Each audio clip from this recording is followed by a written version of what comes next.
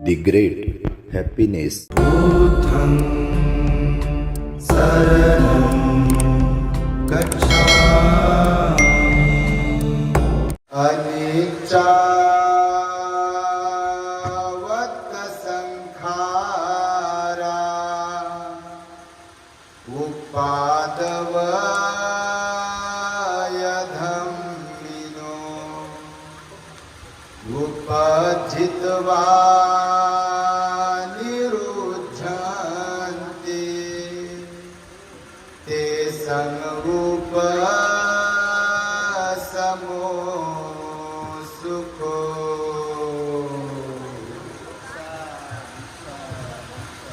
संपूर्ण विश्वाला ज्यांनी सुख शांती मानवता तथा दुःख मुक्तीचा आर्य संदेश दिला असे ते दुःख मुक्तीचे मार्गदाता दुःख मुक्त महामानव महान कारुणिक तथागत भगवान सम्यक संबुद्ध तथागतांनी आपल्या शुद्ध प्रज्ञेतून निर्मिलेला सद्धम्म आणि त्यात सद्धम्माचा गेली 2500 वर्षांपासून सातत्याने अहोरात्र प्रचार आणि प्रसार करणारा पूजनीय भिक्खू संघ या महान आणि सर्वश्रेष्ठ अशा त्रिरत्नांना प्रथमतः त्रिवार अभिवादन करतो, ज्यांच्या महान आणि असीम त्याग प्रभावामुळे आपल्याला जो हा अनमोल असा बुद्ध धम्म लाभला आणि ज्यांच्यामुळे आपल्याला हे एवढे मोठे वैभव प्राप्त झाले असे महान युग प्रवर्तक भारतीय राज्यघटनेचे शिल्पकार परमपूज्य बोधिसत्व डॉक्टर बाबासाहेब आंबेडकर या महान अशा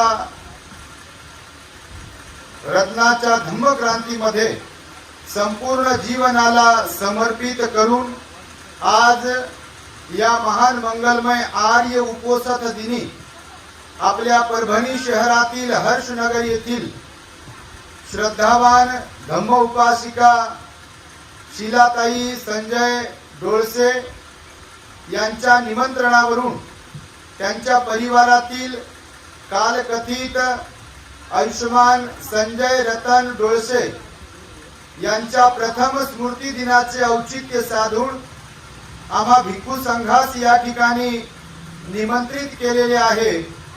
तेव्हा या निमित्ताने आयोजक असलेला संपूर्ण श्रद्धावंत डोळसे परिवार, त्यांचे नातेवाईक, आप्तेष्ट, पाहुणे मंडळी, संपूर्ण हर्षनगर आणि आपल्या परभणीतील विविध नगरातून धम्मदेसना श्रवण करण्यासाठी या ठिकाणी उपस्थित असलेले आपण सर्व श्रद्धावान उपासक उपासिका, बालक तथा बालिकांनो, तद्वतच दी ग्रेट हॅपीनेस या आपल्या यूट्यूब चॅनलचे सर्वच दर्शक, सर्वप्रथम तुम्हा सर्वांच्या प्रती मंगल मैत्री सद्भावना व्यक्त करतो आणि आपणा सर्वांच्या दुःख मुक्ती करिता 26 वर्षांपूर्वी तथागत भगवान बुद्धांद्वारा शिकविलेल्या धम्मोपदेशास प्रारंभ करतो।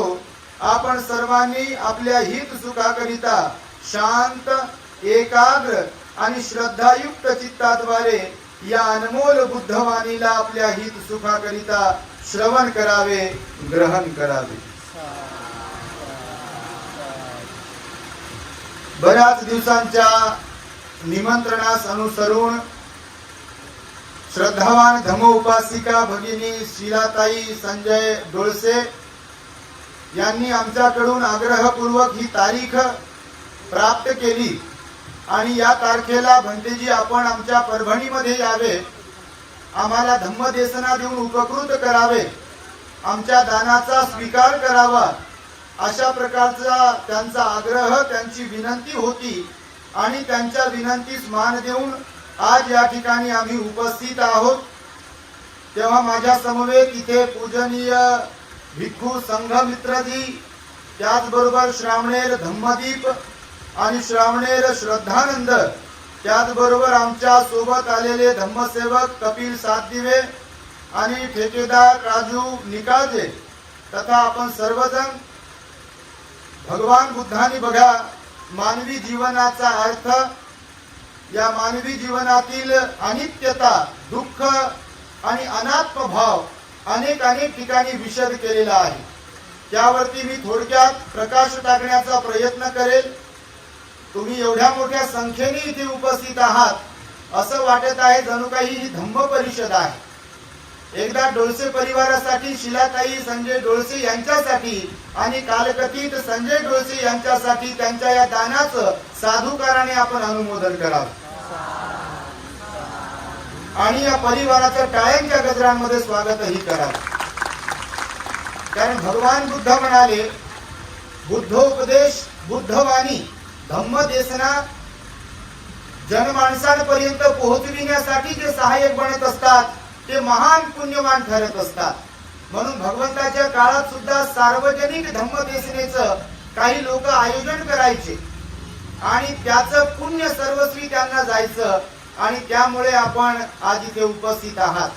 भगवान बुद्धांनी बघा, आता मी मगाशी जी गाथा म्हणालो त्या गाथेमध्ये भगवान बुद्ध म्हणतात की हा संसार, हे जग अनित्य आहे. इथे नित्य शाश्वत काही नाही आहे. सर्व काही क्षणभंगूर आहे, सर्व काही परिवर्तनशील आहे, सर्वांमध्ये बदल होणार आहे. एकाच अवस्थेत कायम स्वरूपी इथे काही राहणार नाही आहे. ना आपलं शरीर, ना आपली श्रीमंती, ना आपलं धन किंवा अजून काय काय. तसं पाहिलं तर चार गोष्टी त्या कायमस्वरूपी आपल्याकडे राहत नाहीत किंवा आपल्याला साथ देत नाहीत असं भगवंताने सांगितलंय. त्यापैकी एक तर चार गोष्टींवरती आपला मालकी हक्क आपण कायम गाजवू शकत नाही. त्यापैकी एक आहे वेळ. लक्षात ठेवा, वेळ थांबवू शकत नाही आपण. त्या वेळेवर मालकी हक्क गाजवू शकत नाही. वेळेला म्हणू शकत नाही की माझ्याच हातात वेळ आहे मग वेळ थांबवतो, घड्याळाच्या काट्याला धरून मी थांबवतो, असं नाही म्हणू शकत आपण. म्हणून वेळ आपल्याला साथ देऊ शकत नाही, वेळेला आपण थांबवू शकत नाही. म्हणून वेळ ही बदलते. त्यामुळे भगवान बुद्ध म्हणाले, वेळ, सत्ता, संपत्ती आणि शरीर या चार वर आपला मालकी हक्क चालत नाही. चालतो काय? आता बघा 1:30 वाजत आहे.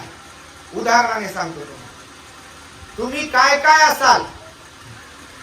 काय काय म्हणजे बापा, जगात जर्मनी भारतात परभणी आहे. म्हणजे तुम्ही काय काय असाल, फार शिकले सवरलेले असाल, श्रीमंत असाल, बुद्धिवादी असाल, डिग्र्या घेतलेले असाल, फार ताकदवर असाल, अजून काय काय असाल. पण आता 1:30 वाजलाय आणि मी या विश्वाला थांबवतो, सूर्याला जागेवरच उभं करतो असं कोणी म्हणेल तर त्याला वेड्यात काढतील की नाही लोक. आणि कोणाच्यानं थांबेल काय? सूर्य थांबतो काय? चंद्र कोणी थांबवेल काय? थांबू शकत नाही. म्हणून वेळ कोणी थांबवू शकत नाही. वेळेवर कोणाचा मालकी हक्क नाही आहे आणि म्हणून वेळ ही बदलत राहते. आणि त्यामुळे भगवंताने सांगितलं की वेळेवर कोणाचा मालकी हक्क चालत नाही. एक दुसरी गोष्ट, ज्या संपत्तीला लोक आपली आपली म्हणतात, मी असो तुम्ही असो कोणी असो, ज्या संपत्तीला आपण मी आणि माझं म्हणतो की ही संपत्ती माझी आहे, संपत्ती माझी आहे, भगवंत म्हणाले एक दिवस येतो ज्या संपत्तीला आपण चिपकू राहिलेले असतो. आपल्याच खिशात राहिली पाहिजे, आपल्याच घरात राहिली पाहिजे, माझ्याच हातात राहिली पाहिजे, कारभार माझ्याकडेच असला पाहिजे. मी मरायला टेकलो तरी सुनबाईकडे कारभार गेला नाही पाहिजे, मुलाकडे कारभार गेला नाही पाहिजे, असं ज्यांना कुणाला वाटते. कितीही वाटलं तरी सुद्धा मला सांगा, बटन दबलं की कोणी म्हणते काय, गळ्यातली पोत तशीच ठेवा बरं का, लय जपून जपून ठेवली होती. मडक्यात किंवा अजून कुठं कुठं दागिने कुलूप लावू लावू चाबी सोबत बाळगली, एकदा ते दागिने काढा त्यांच्या सोबत जाऊ द्या असं कोणी म्हणते काय? म्हणता का? तुम्ही तरी म्हणता का? मुकेत बसतात लोक. इंजेक्शन दिलं की मुकत बसावं लागते. तर संपत्ती बघा, संपत्तीवर हक्क गाजवू शकत नाही परमनंटली, कायम स्वरूपी. कारण आज आपल्याकडे आहे, उद्या ती दुसऱ्याची होते. आज ज्याच्यावर मालकी हक्क गाजवतो आपण गेलो की त्याचा मालक दुसरा बनतो. खरं की खोटं? घर किती तुमच्या नावावर असू द्या, शेती किती तुमच्या नावावर असू द्या, तुम्ही कुणालाही म्हणा की हे माझं आहे, हे माझं आहे, हे माझं आहे, आपलं बटन दबलं की लोक म्हणतात किती मुलं आहेत? 3 का? करा मग वाटे, करा मग हिस्से, आणि मग त्यातला अर्धा अर्धा. आता मला सांगा, आपल्या आजोबाकडे 100 एकर जर जमीन होती आपल्या पंजोबाकडे किंवा त्यांच्या पंजोबाकडे, तर आज ज्यांच्याकडे तेव्हा 100 एकर होती त्यांच्या मुलांकडे आता 1 एकर नसते.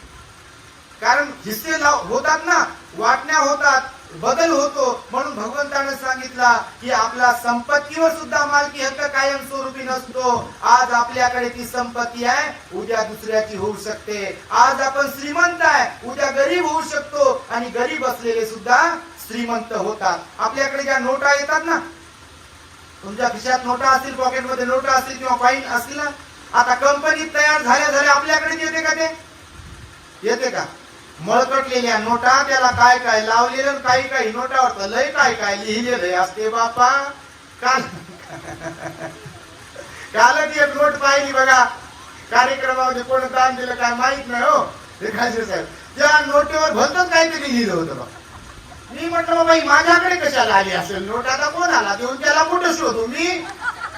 ते नाव लिहिलं होतं त्यांच्यावर काहीतरी त्या नोटेवरती बघा. अशी नोट होती, 100 रुपयाची नोट होती, त्याच्यावर लिहिलं होतं, ती जुनी नोट हिरवी 100 रुपयाची, आणि त्याच्यावर काहीतरी लिहिलं होतं. तर ती मळकटलेली नोटा मळकटलेली असतात बघा. याचा अर्थ असा आहे की आज आपल्याकडे जी नोट आहे, आज आपल्याकडे जी बंदी आहेत, कॉईन आहे, ती कितीतरी लोकांकडून फिरून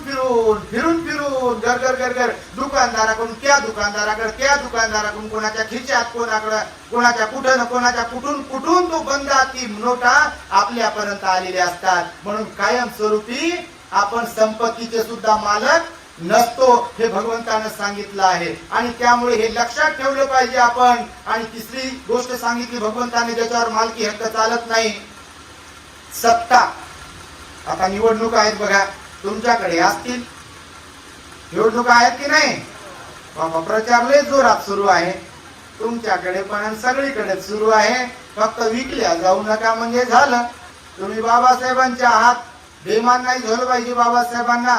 मत विकणाऱ्यांपैकी आपण नसलो पाहिजे. कारण बाबासाहेब म्हणाले, मताची किंमत मीठ मिरची एवढी समजू नका.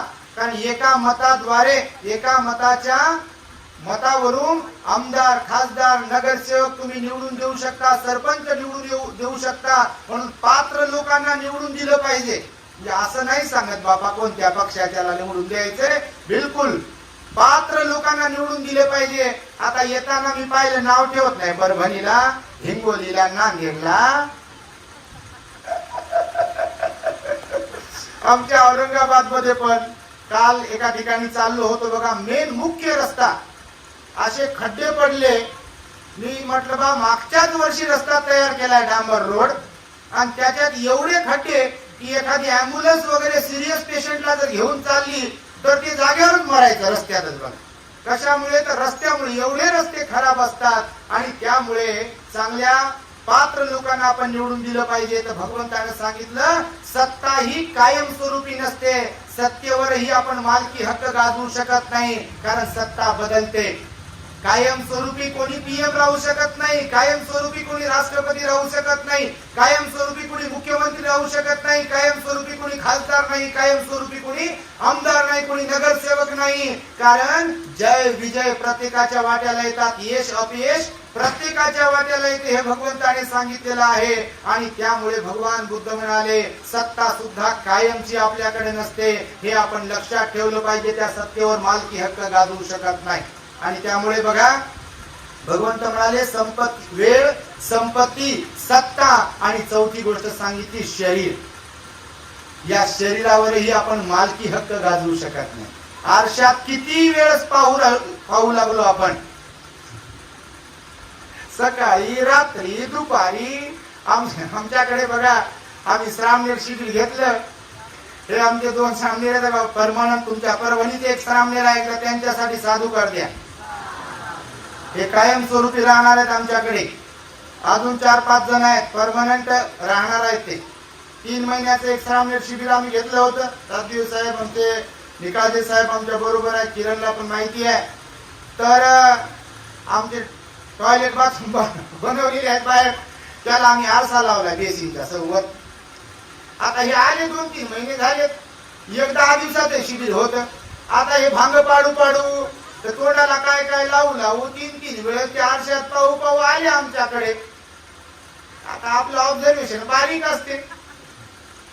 तर हे तिकडं जायचे बाथरूम कडे. मी म्हटलं बा 3-3दा कशाला जात असतील. हे मुंडन केलं की त्या आरशात पाहायचे आपले केस कुठे गेले, आपला अगोदरचा चेहरा कुठे गेला. आणि त्यामुळे भगवंताने सांगितलं बघा, शरीरावरही आपण मालकी हक्क गाजवू शकत नाही. आज आपले नाक, कान, डोळे, त्वचा, जीभ हे जरी व्यवस्थित वाटत असेल तारुण्यामुळे किंवा कुमार वय असल्या कारणाने, परंतु एकदा 40 ओलांडली की आपण किती जपण्याचा प्रयत्न केला आणि काही राखोंडी लावण्याचा जरी प्रयत्न केला, राख कोळसा काय काही लावा याला बापा. हे आमचे भंतेजी म्हणे, भंतेजी मी गोरं पडण्यासाठी लय काय काय लावलं. मी म्हटलं बा, निसर्गतः जसं सौंदर्य प्राप्त झालंय त्याला काही जरी लावलं तर काही फरक पडेल का. समजा गोरचे गोर कोणीतरी आहे आणि त्यानं सांगितलं मला काळं बनायचं, त्यानं जर डांबर लावलं तर काय काळं होईल का माणूस. ते डांबर काढून टाकले की जशी त्वचा होती तशीच राहते. आणि त्यामुळे भगवान बुद्धांनी सांगितलं की 40 ओलांडल्यानंतर वृद्धापकाळात प्रारंभ होत असतो आपला, आणि त्यानुसार मग सुरकुत्या पडायला सुरुवात होते. कान आपले लूज पडतात, हे नाकही आपलं वेगळं बनते, डोळे खोल खोल जातात, हे काळे घोड केस तुम्ही किती पॉलिश लावा बापा. इथं बसलेल्या माझ्या काही आया, माझे काही बाबा, माझे काही भाऊ आणि बहिणी लयच काळे भोर डोके दिसत आहेत कोणाकोणाचे.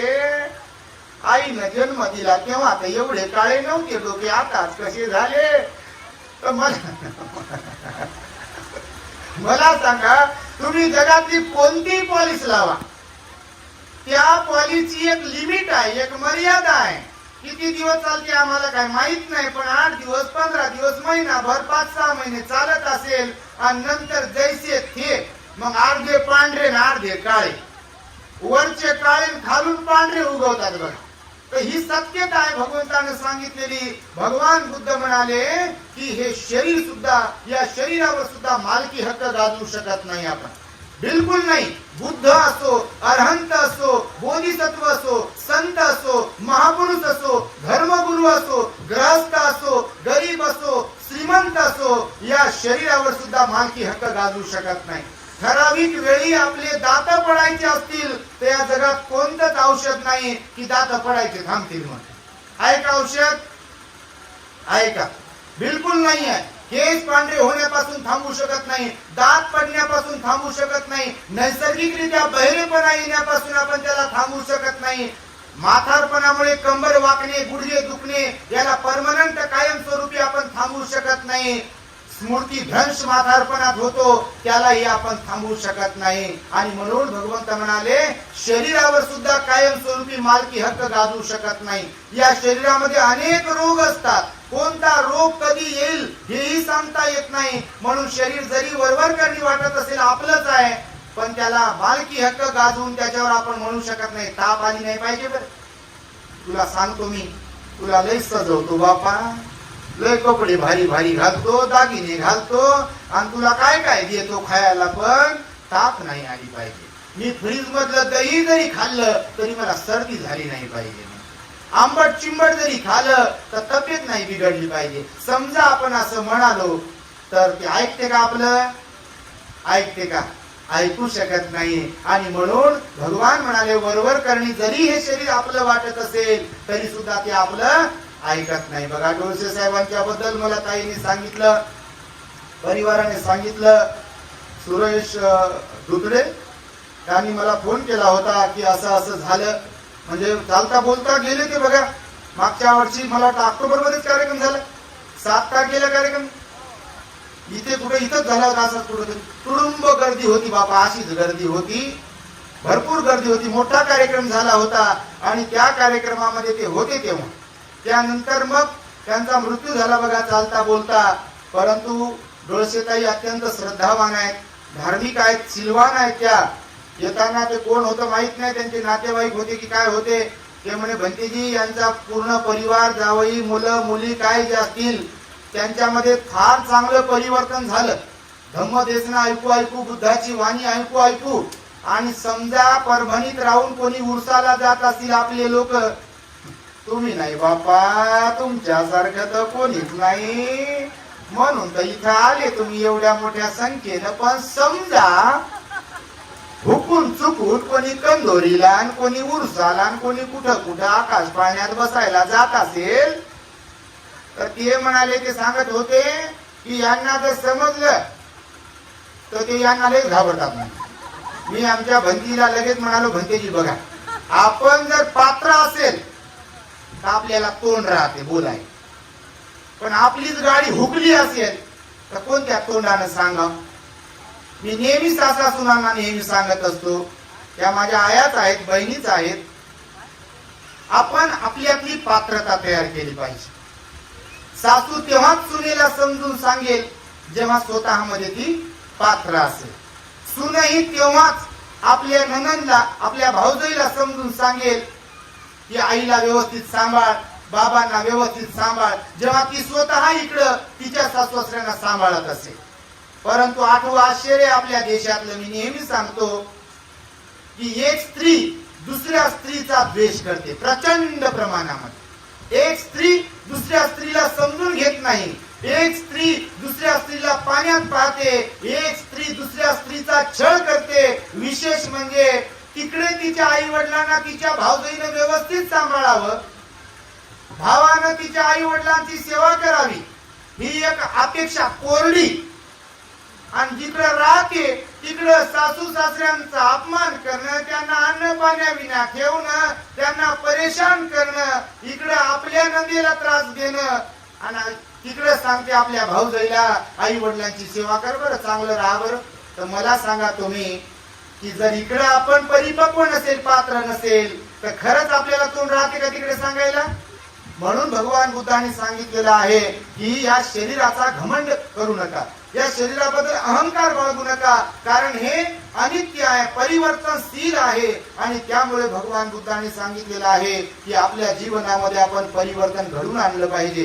डोळसे साहेब जरी निघून गेले, बरेच लोक पाहिले मी आणि पाहतो समाजामध्ये, घरचं कोणी गेलं की घरीच रुकून बसतात.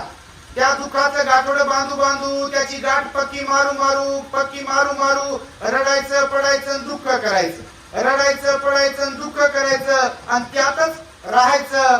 पण त्यांच्यापैकी आमच्या भगिनी शिलाताई डोळसे नाही आहेत, त्यांनी बुद्धाची वाणी ऐकून स्वतःला सावरलं, स्वतःचं दुःख त्यांनी दूर करण्याचा प्रयत्न केला, त्यांनी पटाचारा ऐकली आणि त्यांनी स्वतःला समजवलं. मी म्हणतो प्रत्येक स्त्रीने स्वतःला समजवलं पाहिजे.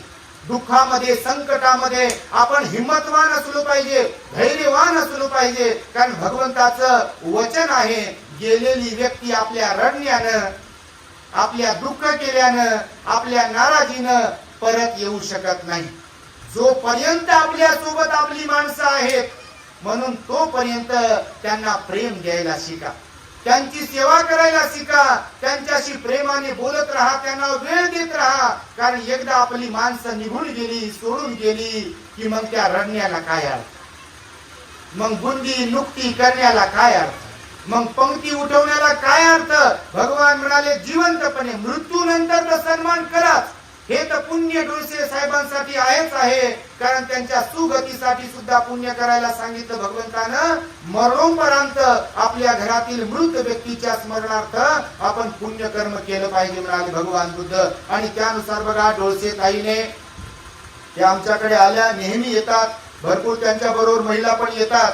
आणि आताच त्यांनी बघा, आम्ही जे कार्य हाताशी घेतलाय, आपल्या दी ग्रेट हॅपीनेस या युट्यूब चॅनलच्या माध्यमातून म्हाताऱ्या भिक्खूंसाठी, आजारी भिक्खूंसाठी भिक्खू निवासाचे काम, त्याचबरोबर चॅरिटी हॉस्पिटलचं काम आहे, मेडिटेशन सेंटरचं काम आहे, ते आम्ही आता नव्याने हाती घेतलाय. आणि जेव्हा आमचा संकल्प, आमचा उद्देश शिलाताई डोळसे यांनी ऐकला, तेव्हा त्यांनी विचार केला मनोमन की माझे मालक तर गेले, पण त्यांच्या स्मृतीप्रित्यर्थ, त्यांच्या नावाने एक पुण्यकर्म म्हणून बुद्ध शासनाच्या वृद्धीसाठी भिक्षू संघाच्या सेवेसाठी आणि बाबासाहेबांना अभिप्रेत असलेला आदर्श बौद्ध समाज निर्माण करण्यासाठी मी काही सहाय्य करू शकतो का, मी काही मदत करू शकतो का, पुण्य संपादित करू शकतो का, हा विचार त्यांनी मनामध्ये बाळगला आणि त्यांनी संकल्प केला दान देण्याचा. आणि काल कथित संजय रतन डोळसे यांच्या स्मृती प्रीत्यर्थ आम्हाला त्यांनी एक भिक्खू निवास दान देण्याचा सम्यक संकल्प केलेला आहे. एकदा आपण सर्वांनी साधुकार द्यावा, कारण हे पुण्य आहे. भगवान बुद्ध म्हणाले भिक्खू निवास दान देणं किंवा धम्म प्रचारार्थ दान देणं, धम्म देसनेचं आयोजन करणं ही फार मोठी गोष्ट आहे. म्हणून ह्या 4 गोष्टी आपण लक्षात ठेवाव्यात. कोणत्या? एक तर वेळ, त्या वेळेवर आपली मालकी नाहीये. दुसरी गोष्ट सत्ता, सत्ता कायमस्वरूपी आपल्याकडे राहत नाही, त्याच्यावर आपला मालकी हक्क नाहीये. तिसरी गोष्ट कोणती सांगितली? संपत्ती, संपत्तीवर कायमस्वरूपी आपला मालकी हक्क नाही. आणि चौथी गोष्ट सांगितली आपलं हे शरीर कधी आपल्याला आपली साथ सोडेल हे सांगता येत नाही. बघा, आईच्या गर्भात असताना बाळ मरतात, तुम्ही अनुभवता, तुम्ही ग्रहस्थ आहात. नुकतंच जन्मलेलं बाळही जाते. अगदी कुमार वयामध्ये, अगदी तारुण्यामध्ये, मध्य वयामध्ये, म्हातारपणामध्ये जर्जर झाल्यावरही लोकांना मरावं लागतं. आपणही त्यांच्यापैकी एक बनतो आणि बनणार आहोत. असं काही नाही की गेलेलेच लोक गेले, आपल्यापैकी कायमस्वरूपी इथे कोणी राहणार नाहीये. फक्त काळ, वेळ, परिस्थिती वेगवेगळी असते, परंतु मृत्यू प्रत्येकाच्या वाट्याला आहे. मृत्यू कुणाला, कुठे, कधी आणि कसा येईल हे सांगता येत नाही म्हणाले भगवान बुद्ध. परंतु मृत्यू हा अटळ आहे. जीवन अनिश्चित आहे, परंतु मृत्यू अटळ आहे, निश्चित आहे. हे भगवंताचं वचन आहे आणि त्या भगवंताच्या वचनाला आपण जागलो पाहिजे. रक्षपाल भंतीजीला उपदेश करताना भगवंताने सांगितलं, जग हे परिवर्तनशील आहे, जग हे अनित्य आहे, या जगामध्ये बदल होत असतो.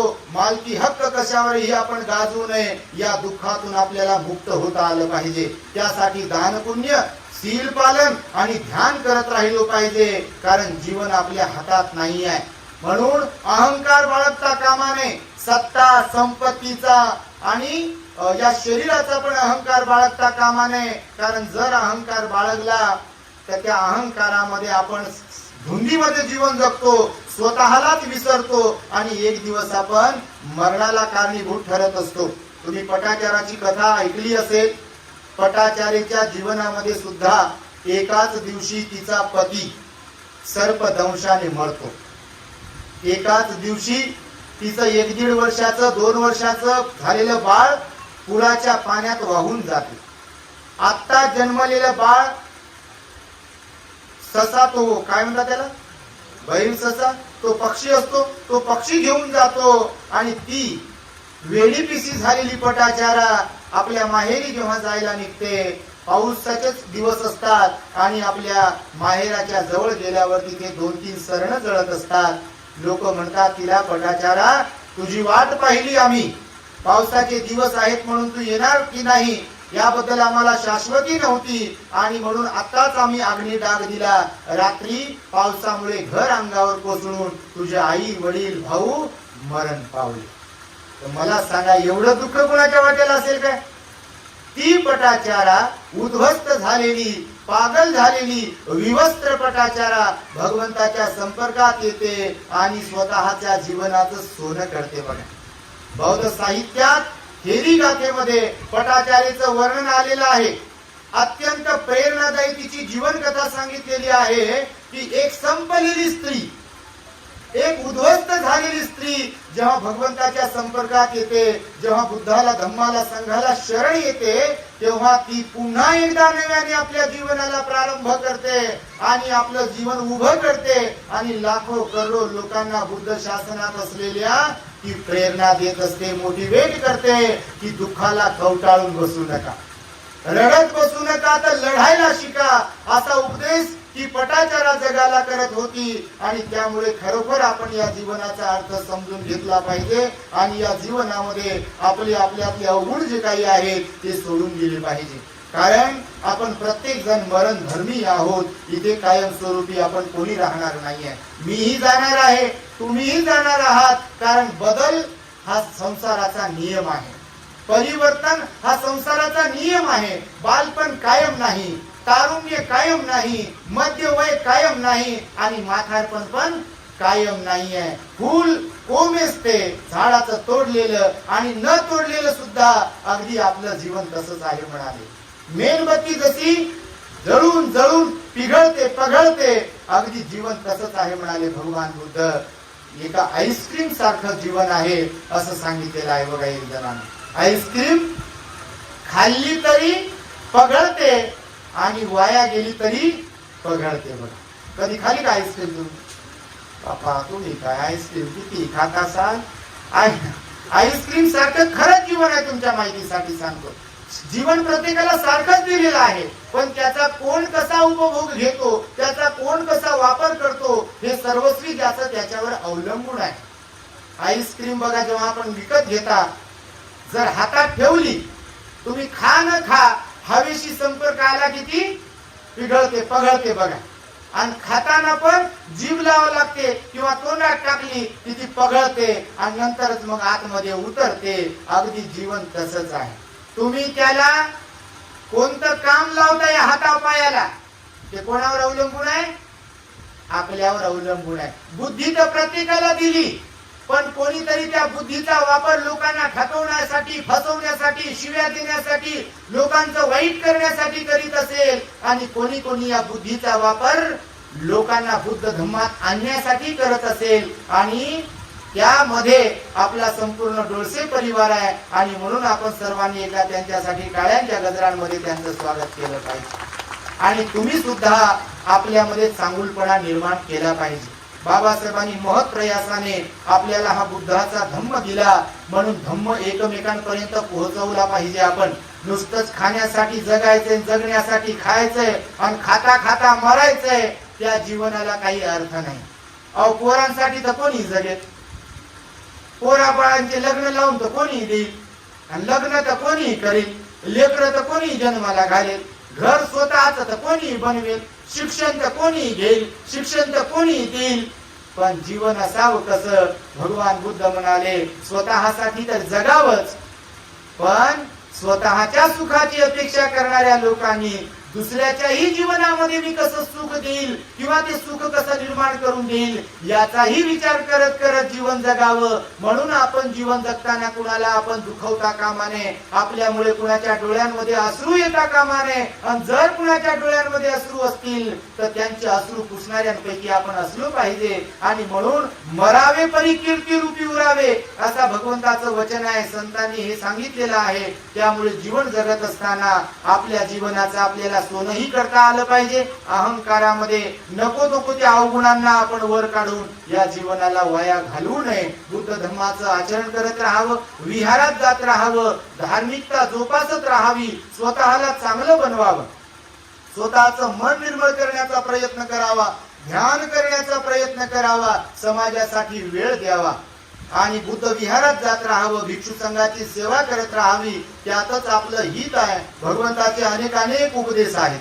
आपण आपलं दी ग्रेट हॅपीनेस चॅनल पाहत असाल. तुमच्यापैकी काही दिवसांपूर्वी आम्ही संकल्प केला होता बघा, बाबासाहेबांच्या कार्याला समर्पित केलेलं आपलं दी ग्रेट हॅपीनेस चॅनल आहे. आता 20 तारखेला आमचा औरंगाबाद येथे साजापूरला कठीण शिवरदान तथा वर्षावा समारोपाचा कार्यक्रम संपन्न झाला. आपण कोणी कोणी लाईव्ह पाहिला असेल, आपण आपल्या चॅनलला जर फॉलो करत असाल तर त्या चॅनलचे 20 तारखेला बघा 1,00,000 सबस्क्रायबर झालेले आहेत. एकदा त्या सर्व सबस्क्रायबर्स साठी आपण टाळ्या वाजवून त्यांचं अभिनंदन केलं पाहिजे. आपलं चॅनल बाबासाहेबांना अभिप्रेत असलेला आदर्श बौद्ध समाज निर्मितीसाठी कार्य करत आहे. आणि आदर्श बौद्ध समाज म्हणजे कोणता समाज? जो धार्मिक आहे, ज्यांची बुद्ध धम्म संघावर श्रद्धा आहे आणि जे विहारात जाणारे आहेत, जे दान पुण्य करणारे आहेत, शील पालन करणारे आहेत, ध्यान करणारे आहेत, पंचशील पालन करणारे आहेत, 8 दिवसातून एकदा अष्टशील पालन करणारे आहेत, इथे साखर आणि इथे बर्फ ठेवणारे जे आहेत ते आदर्श बौद्ध. नाही तर बाबा धक्क्याला बुकी तुमच्याकडे तर लय भांडणं होतात मन बाबा, मी म्हणत नाही, सहनच करत नाहीत मन. एकमेकाकडे डोळे वाचूनच पाहतात मन, एकमेकाला नाव लयच ठेवतात मन, बिलकुल एकमेकाला पाण्यातच पाहतात मन. हे मन बाबा आपलं काही म्हणणं नाही तसं, पण लोक म्हणतात शिव्या तर पेटीतल्याच असतात मन. आम्हाला काय माहित नाही, बघाटी साहेब पण इथे आहेत, त्यांनी पण आम्हाला बोलवलं होतं.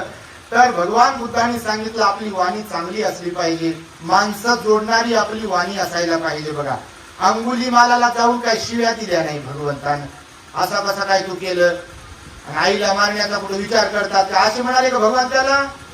म्हणाले का 999 खून केलेच कसे तुला दाखवू का, आता तुझी जे तलवार तुझं मुंडक छाटतो असे म्हणाले का? भगवान बुद्धानं प्रेमानं त्याला जिंकलं. भगवान बुद्ध अंगुलीमालाला म्हणाले की तोडणं फार सोपं आहे, जोडणं फार अवघड आहे.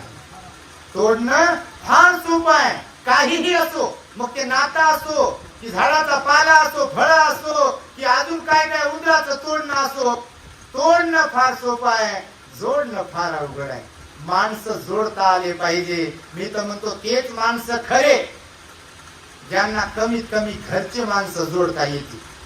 बाहेर लय अशी मिरवतील शेखी आपली बाई माणसं, मी असान मी आशीन, मलाच पान फुलं वाहा, फुलच वाहा म्हणते मला बापा, नावच घ्या म्हणते माझं, आणि माईकच द्या म्हणते मला, आणि मला जे जमते ते कोणालाच जमत नाही म्हणते. ते खरंच असते कारण यांना माणसं तोडतात येतात. तुम्हाला नाही बापा म्हणत, ते सगळीकडे जाते ते तोडणारे त्यांच्यासाठी भगवान बुद्धांनी सांगितलं की तोडायला नाही तर जोडायला शिका.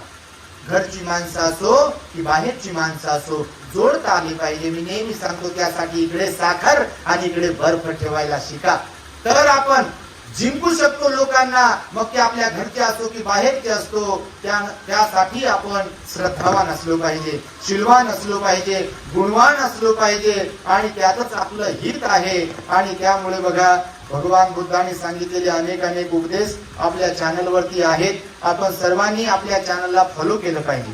तुमच्याकडे आता मोबाईल कोणाकोणाकडे आहेत? त्या मोबाईल मध्ये युट्यूब मध्ये जा, सर्च करा दी ग्रेट हॅपीनेस. विविध विषयांवरती प्रवचन आहेत. मी असंच सांगत नाही आहे. आता काही सांगत होत्या भंतेजी आमच्या घरात सगळ्यांची रिंगटोन भवतु सब मंगलम आशीर्वाद गाथा आहे. ते इवलंच पोरग होतं, आता ते काय त्याचं नाव निरपेक्ष नाव ठेवलं पहा. ते आला माझ्याकडे आणि वंदनही केलं आणि त्याला सांगितलं बघ बापू ते भवतु सब मंगलम, ते मनोकुपंगमा धम्मा पण ते बोल बोगडे त्याचे म्हणत होता आणि भवतु सब मंगलम म्हणत होतं पहा. तर हे संस्कार देऊ शकलो पाहिजे आपण, नाही तर नुसते सॉक्स, नुसतेच बूट, नुसतेच खायला, नुसतेच खेळणे, रिमोट कंट्रोल मोबाईल देऊ देऊ नुसतं परेशान करायचं. त्या पोराला संस्कारापासून वंचित ठेवायचं आणि नंतर त्याच्या नावानं आपणच रडत बसायचं. भगवान म्हणाले खायला पियाला लेकरांना तर द्याच द्या, लेकरांचे लाड तर कराच करा, पण लेकर घडवा. पण लेकरांना घडवताही आलं पाहिजे, त्यासाठी लेकरांना चांगले संस्कारही दिले पाहिजे. आणि त्यामुळे आज बघा फार चांगलं वातावरण तयार होत आहे सगळीकडे, सर्वत्र आम्ही पाहिलं. कार्यक्रमात बघा 20 तारखेला तुम्ही कोणी कोणी लाईव्ह पाहिलं माहित नाही. अहो तुम्हाला काय सांगू, अख्खा महाराष्ट्र औरंगाबादला होता 20 तारखेला. तुमच्या माहितीसाठी आज एक जिल्हा सुटला नाही की कोणत्या जिल्ह्यातून लोक उपासक नव्हते आले. बघा अत्यंत श्रद्धा पूर्वक लोक आले. मी स्टेजवरती बसून होतो कार्यक्रम झाल्यावर, कारण लोक भेटीला आले होते, दर्शनाला, भेट द्यायला, वंदन करायला, चर्चा करायला आणि कृतज्ञता व्यक्त करायला. लोक कृतज्ञता व्यक्त करायला आले होते. भरपूर ठिकाणाहून लोक आले होते. एक आई आली होती पोराला घेऊन, मोठ्याच्या मोठ्या, यांच्यासारखा पोरगा असेल मोठा, भंतेजी म्हणे तुमच्या प्रवचनामुळे माझ्या पोराची दारू सुटली आणि तुम्हाला तुमचे आभार मानण्यासाठी आलो म्हणे. बघा हे परिवर्तन होते. तुमच्या माहितीसाठी सांगतो, 1.5 तास लोक रांगेत उभं राहून भेटण्यासाठी. मीच म्हणजे मलाच वाटत होतं बाबा मी कोण आहे असा, कारण भगवंतानं तर सांगितलं आपण कोणीच नाही, असं विशेष काय त्याच्यामध्ये नसते. परंतु भगवान बुद्ध म्हणाले तुमच्यात गुणवत्ता जर असेल, तुमच्यात चांगुलपणा जर असेल तर दूर दूरचे लोक तुम्ही जोडू शकता. पण तुमच्यामध्ये जर खोट असेल, तुमच्यामध्ये जर वाईटपणा असेल, तुमचं तोंड जर गोड नसेल, तुमच्यामध्ये दुसऱ्याला हिणवणं, दुसऱ्यांना त्रास देणं, दुसऱ्यांना फसवणं, दुसऱ्यांना ठकवणं, दुसऱ्याचा द्वेष करणं, दुसऱ्याचा मत्सर करणं, दुसऱ्याचा संशय करणं, असे अवगुण जर असतील तर घरचे लोक म्हणतात कधी जाते काय माहित बापा, त्याचा काउंट नंबर लागत नसेल, हिचा काउंट नंबर लागत नसेल. मनातल्या मनात म्हणतात लोक, नाही तर आम्हाला बोलवून दाखवतात. तुम्हाला म्हणत नसतील लोक तसे, पण खरंच काही ठिकाणी लोक उपगुण गेलेली असतात आपल्याच माणसाने.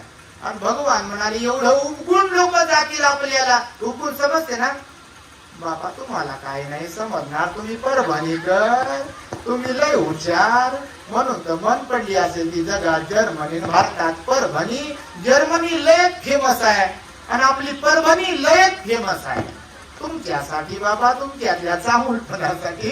आणि त्यामुळे इथे आम्हाला डोळसे ताईने बोलवलं. ऍक्च्युली धावपळ सुरूच होती आमच्या मागे, पण ताईंचा फार आग्रह होता की कार्यक्रमाला या. आम्ही असं ठरवलं होतं की वर्षावा समारोपाचा कार्यक्रम झाला की आता काही कार्यक्रम वगैरे घ्यायचे नाही, मोबाईल बंद करायचा काही दिवसांसाठी. कारण मोबाईल गरम होऊ काय फुटते की काय असं वाटते. आणि हे कधी कधी वाटते आतून, हे वरतून दिसते असं, पण मी आताच सांगितलं. पण आतून जेव्हा त्रास होते तेव्हा वाटते बा फुटते की काय हे पण. कारण भरोसा कशाचाच नाही इथे, कोणी चांगला असेल का वाईट असेल. भगवान बुद्ध म्हणाले या शरीराचा खरंच भरोसा नाही. कारण ज्यांच्या मेंदूला जास्त काम असते ते लोक जास्त जगत नाही. तुम्हाला सांग, याचा अर्थ असा नाही की आपण निकामी बनावं, आपण दीर्घोद्योगी असायला पाहिजे. भगवान बुद्ध म्हणाले लोकांना प्रेरणा देणाऱ्यांपैकी आपण असलो पाहिजे. म्हणून भगवान बुद्ध सुद्धा किती जगले वर्ष? 80 वर्षे जगले. हालाकी भगवंताच्या काळामध्ये 120-150 वर्षाचं आयुर्मान होत. किती वर्षांचं? 150 वर्षांचं आयुर्मान होतं. कितीतरी लोक 120 वर्ष जगले. आनंद भंतेजी 120 वर्ष जगले.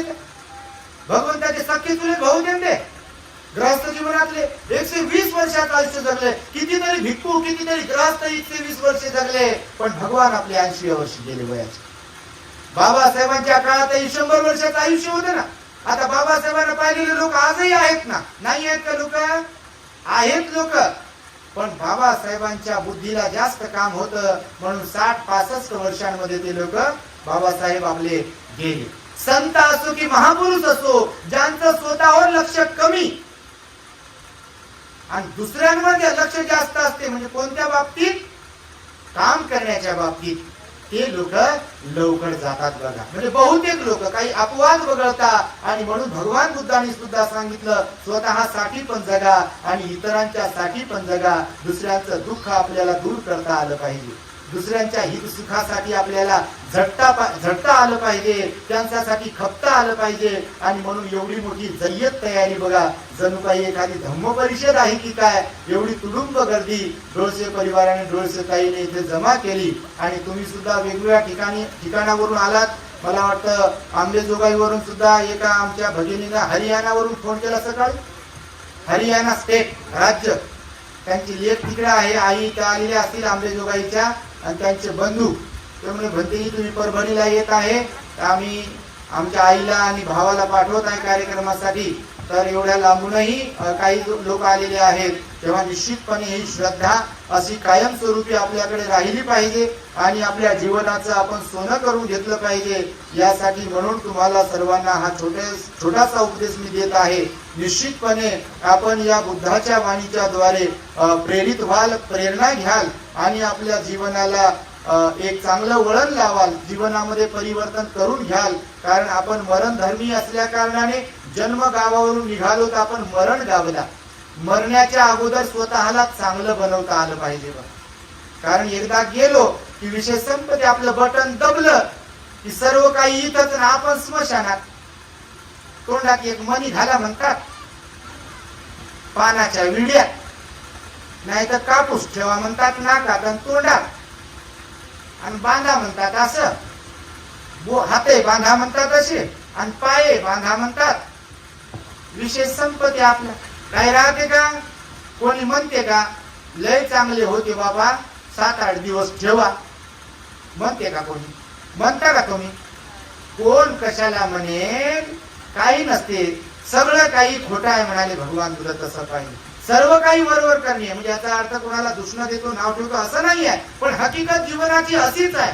श्वास थांबला की लोक म्हणतात उचला म्हणतात, वास सुटते म्हणतात, आता लवकर उचला, लवकर आंघोळ घाला, लवकर गाडी ठेवा, लवकर स्मशानात घेऊन जा. आणि काही तर बाबा लय लांबच उभे राहतात. तुम्ही नसाल राहत, पण काही लोक आम्ही पाहतो ना, आता अंतिम संस्काराला जातो तर एखाद्या एरियातले लोक पाहिले की काही लोक असे लांब उभे राहतात. जणू काय ते उठून भूत बनून लागते की काय त्यांना, ते काय रिकाम आहे का लागायला भूत बनून. पण काही लोकांना आता ते ज्यांनी त्रास दिलेला असते ते घाबरतात.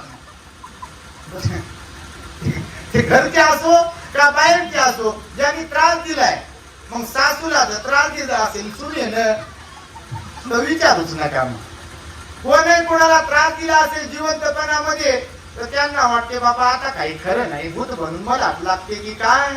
आणि मग ते मनोमनच असा विचार करते, मला लागते की काय, भूत लागते. हकीकत मध्ये भूतही नाही काहीच नाही. पण जशी आपली मानसिकता असते, जसा आपण विचार करतो तसं बरोबर आपल्या बरोबर घडते. आणि मग दचकते, झोपेतून दचकून उठते, मग दचकू उठते. मग ते स्वप्न पडत आहे, कारण ते बर्डन असते ना मनावरती. आणि त्यामुळे भगवंताने सांगितलं की जिवंतपणामध्ये सर्वांशी प्रेमाने राहा, प्रेमाने वागा, माणसं जोडा, एकमेकांशी प्रेमाने वागून एकमेकांना जोडण्याचा प्रयत्न करा. आणि त्यामुळे गोडसे परिवाराने आम्हाला इथे बोलावलं, हा सन्मान केला. आणि म्हणून आपण एवढ्या मोठ्या संख्येने या ठिकाणी आलात.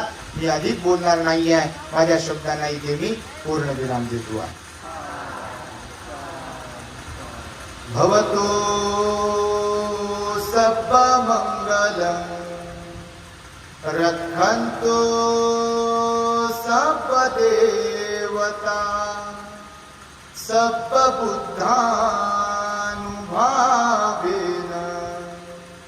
सदा सुखी भवन्तु ते.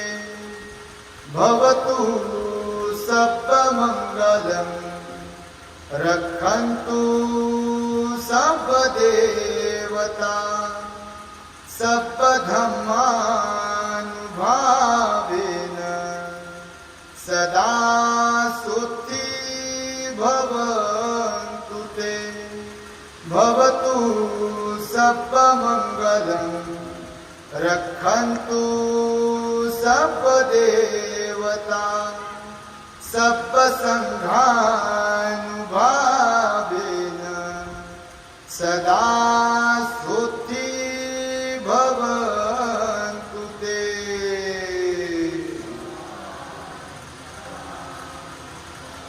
बुद्धं नमामि, धम्मं नमामि, संघं नमामि. The great happiness. बुद्धं शरणं गच्छामि.